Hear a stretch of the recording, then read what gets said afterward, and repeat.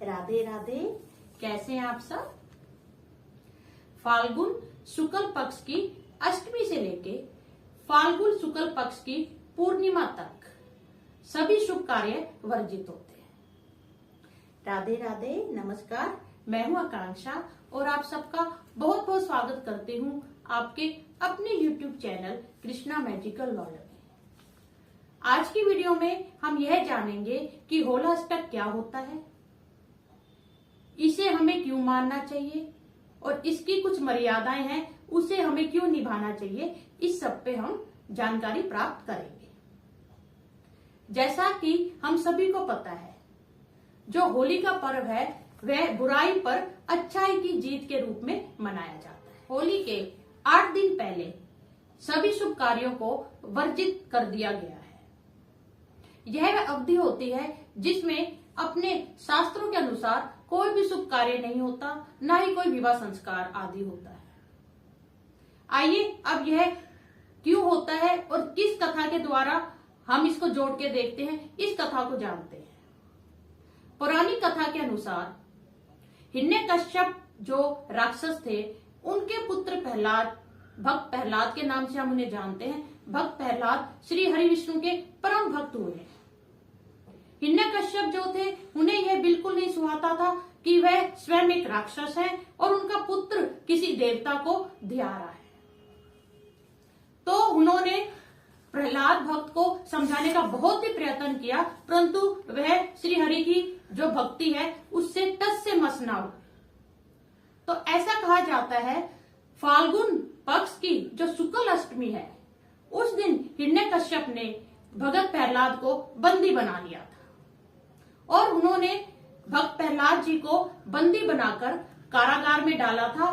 और अष्टमी से लेके पूर्णमासी तक ये जो 8 दिन है, उन्होंने हिरण्यकश्यप जो थे, राक्षस थे, जो राजा थे, उन्होंने उन्हें बहुत सी यातनाएं दी। उन्होंने उन्हें भूखा प्यासा रखा, पहाड़ी से गिराने का प्रयत्न किया गया और भांति भांति की यातनाएं दी गई।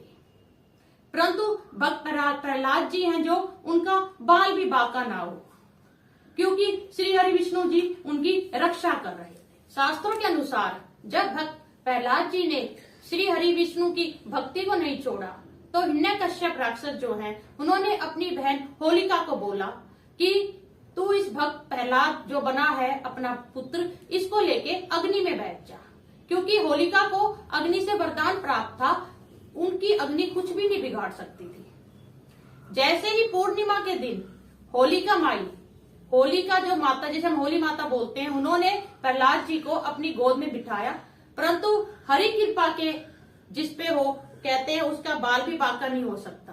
जैसे ही होलिका ने आग को प्रज्वलित किया, भक्त प्रहलाद तो बच गए, परंतु होलिका माई भस्म हो गई।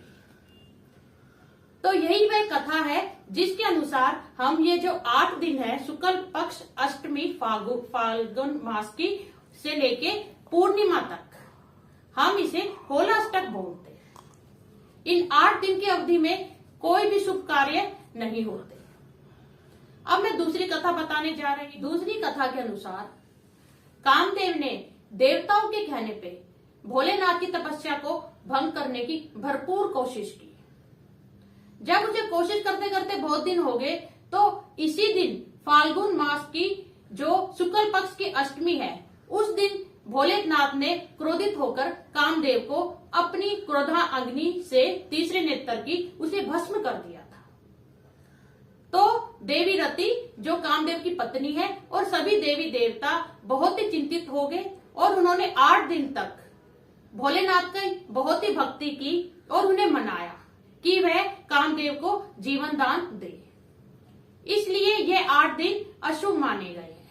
उसके बाद उनकी भक्ति से प्रसन्न होकर भोलेनाथ जी ने पूर्णिमा के दिन ही सभी देवी देवताओं को और माता रति को यह वरदान दिया था कि वह कामदेव को पुनः जीवित कर देंगे।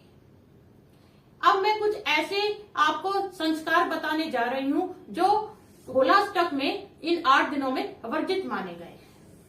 जैसे गृह प्रवेश, मुंडन, विवाह संस्कार, जनेऊ संस्कार, या ऐसे भी बोला जाता है अगर कोई न विवाहिता है तो वह अगर अपने मायके में है तो वहीं पे रहे, और अगर ससुराल में है तो भी वहीं पे रहे।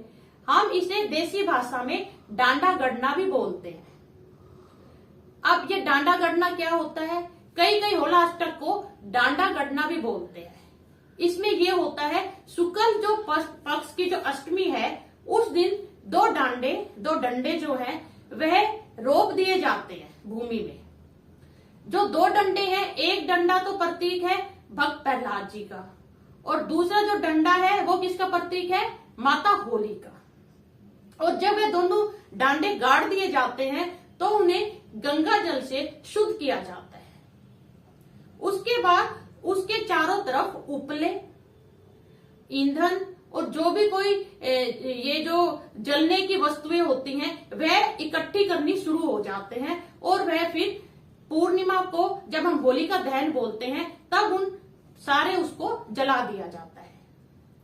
मेरी अगली वीडियो में मैं आपके लिए ये सारी जानकारी लेके आऊंगी कि जो महिलाएं संतान प्राप्त करना चाहती हैं उन्हें होलिका माता की किस प्रकार व्रत करना चाहिए और उसकी क्या क्या पूजा विधि है।